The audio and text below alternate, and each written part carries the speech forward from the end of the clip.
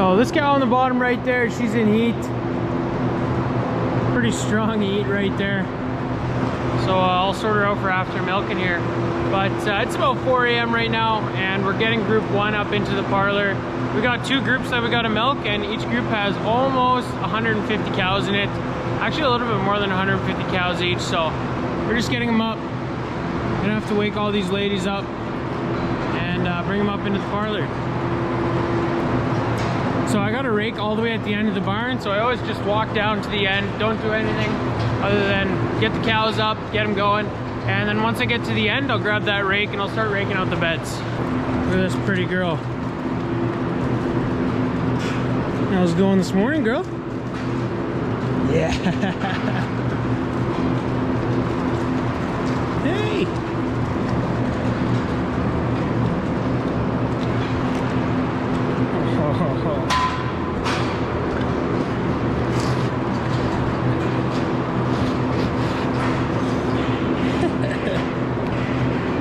What are you doing?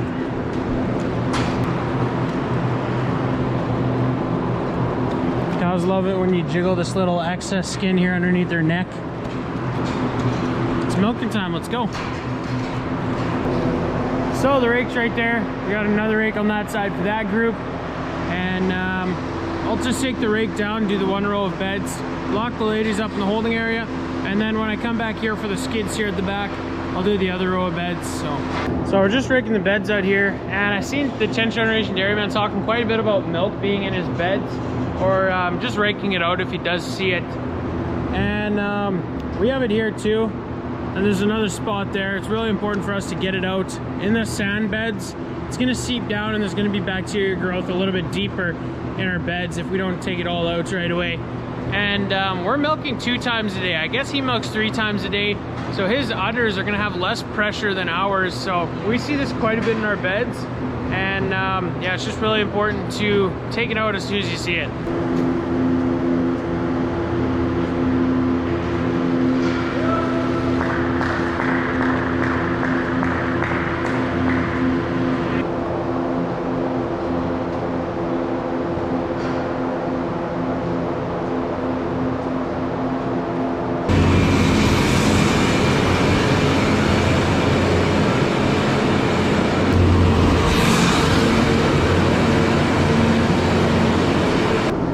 Alleys are all nicely scraped up. All the mirrors in the pit here. So bringing the cows into the parlor and scraping the alleys probably only takes about 25 minutes in total. My sister's in the parlor right now, she's milking the cows. And I guess this pump will probably hold enough manure for this pit for 1 day in the barn here. Everything total, so it's pretty good. So the first lady's back into the group.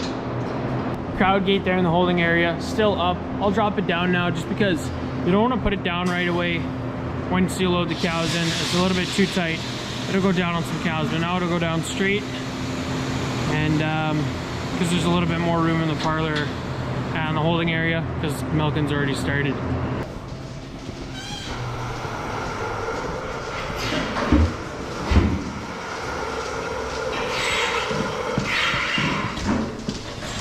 Morning.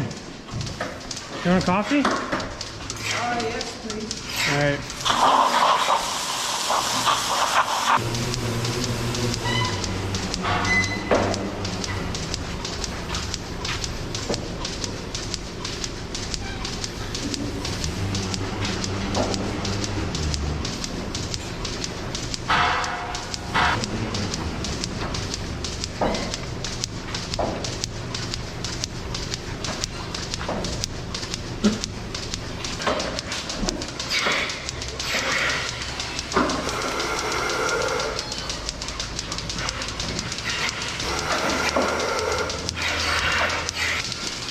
If a cow is kind of kicking or sucking a bit of air, this one usually always sucks air. She's a little bit crooked in her udder.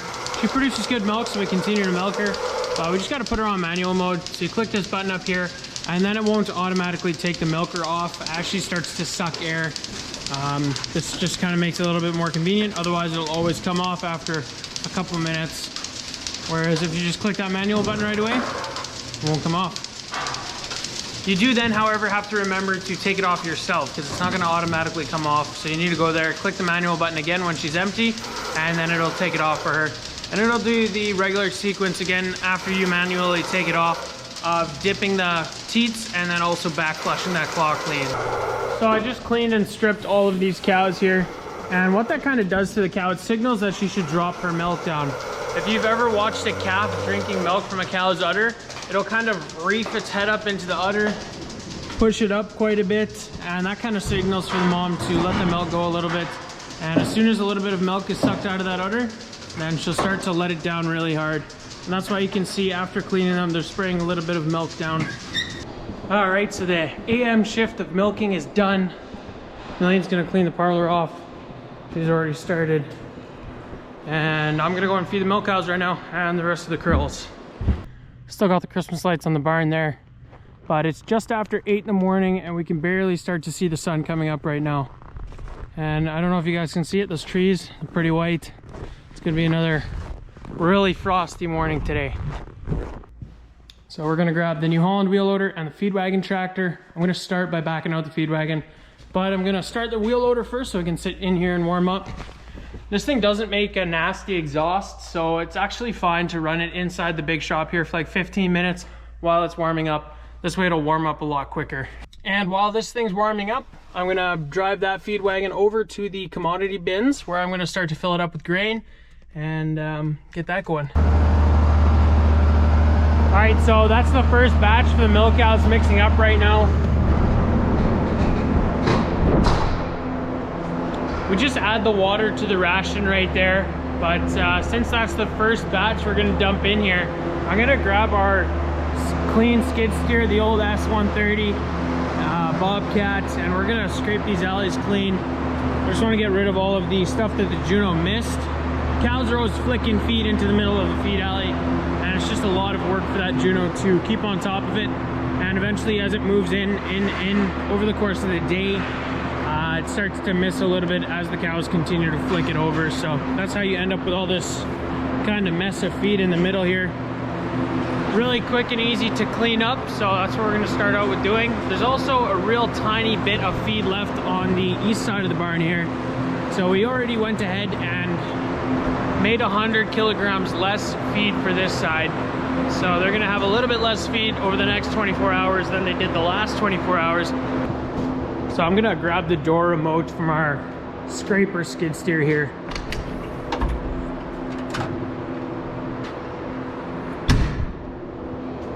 And then this is the clean one with the box scraper. We just put a new rubber liner on here, so.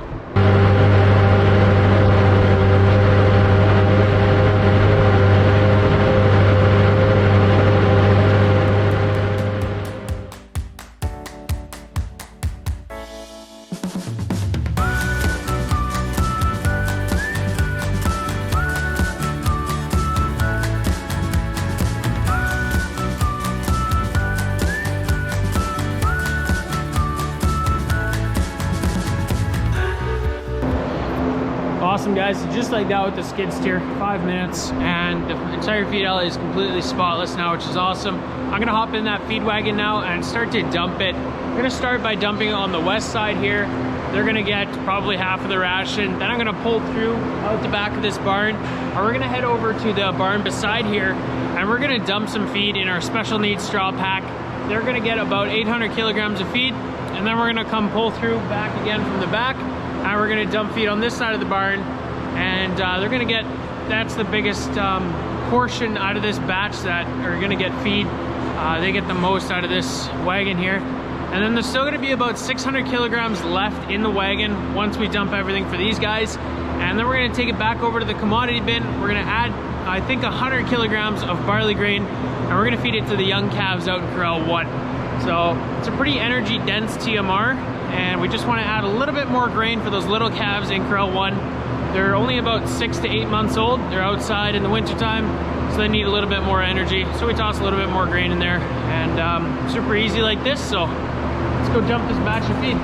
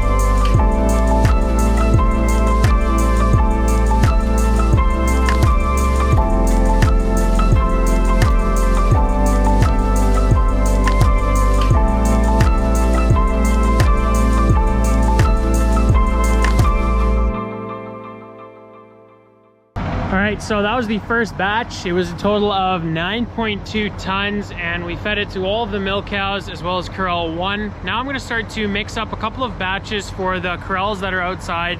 The first one we're going to be doing is for the younger heifers out there in pens 2 and 3. Actually, they're kind of like the middle-aged heifers. They're kind of too old to be in corral 1 and get that much grain, so they need to get less grain, but they still need a little bit more nutrition. So that's a special batch for them. And then we're also going to do the dry cows and the bred heifers. So they get a really lighter kind of TMR, total mixed ration, and it's got less energy in it because we don't want them to get too fat. It's kind of just a maintenance ration for when they're pregnant and when they're dry. So that's the third batch we're going to be mixing. That's what I was talking about when it was dark out, how these trees are all going to be white. It's because it was super foggy last night. All that humidity was in the air, and then it condenses on the trees, and you end up with this, and it looks incredible. The whole yard, every single tree in the yard is just white. You can see them way out in the fields there too. Pretty awesome looking.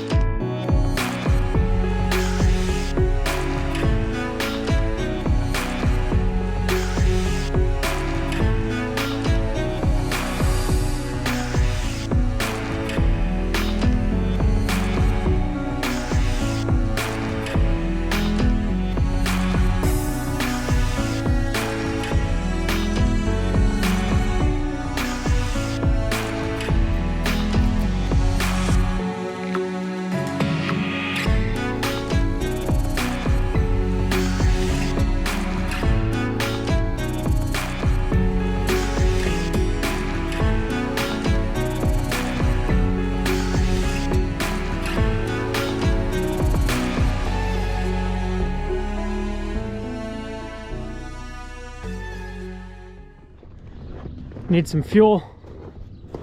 Hopefully a lot of the snow doesn't fall on me.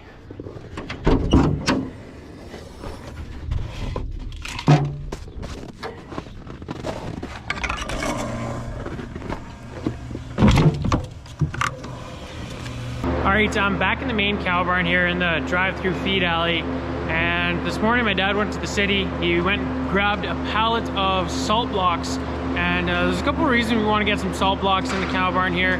We don't have any special spots for the salt blocks. We're going to start working on that.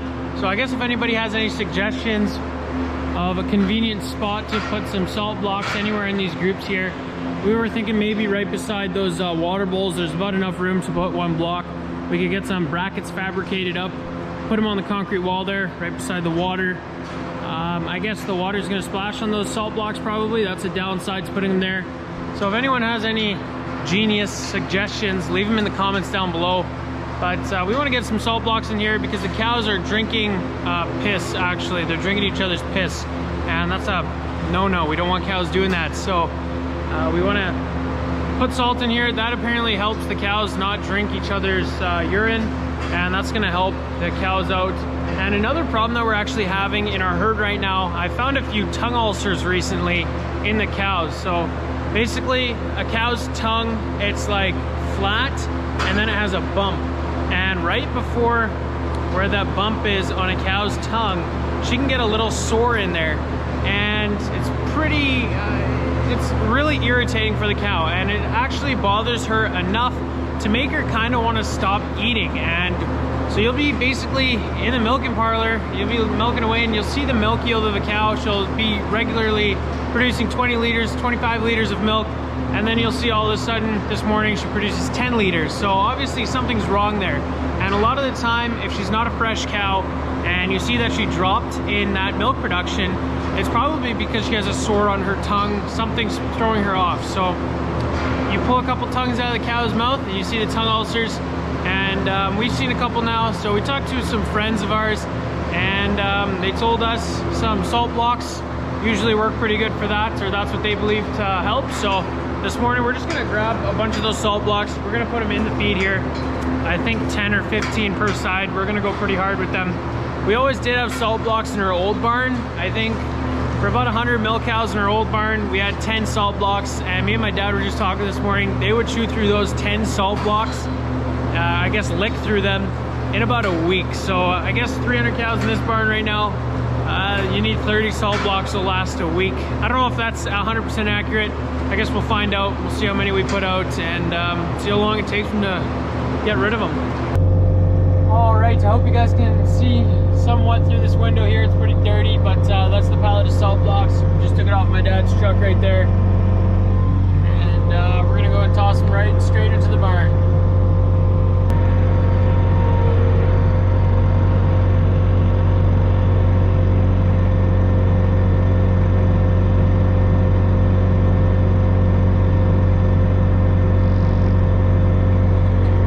So we put all the salt blocks in the barn, 20 I think in total, or 25. We just put the spares, you can see them through the door there. That's the room right behind the bulk tank, the milk tank. It's nice to have a garage door in there, you can park whatever you want inside. And we'll go and check out all the salt blocks in here now. It's actually pretty crazy.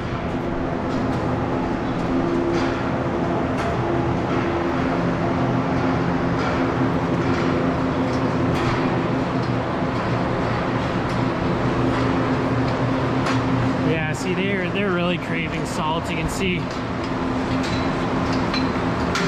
they're kind of fighting for a spot for salt. These 3 cows are all reaching over just to try and get at it. So they're just gonna attack these things. Right, it is the next morning, probably 18 hours after we put these feed blocks out here. You can see the girls have kind of rejected a little bit of feed. I think they'll finish it up by this morning when it's feeding time again, so that's awesome. I was kind of expecting a lot more feed to be left here because the cows kind of just ignored the feed and went straight for the salt blocks. But yeah, this is what it looks like. You can see they're all perfectly pushed out the exact same distance, and that's because the cows licked on them until they couldn't reach them anymore. And I guess all the cow necks are relatively the same length, and they're only able to push them out so far. So on top of that, I guess the Juno has been pushing them inward, so that's awesome.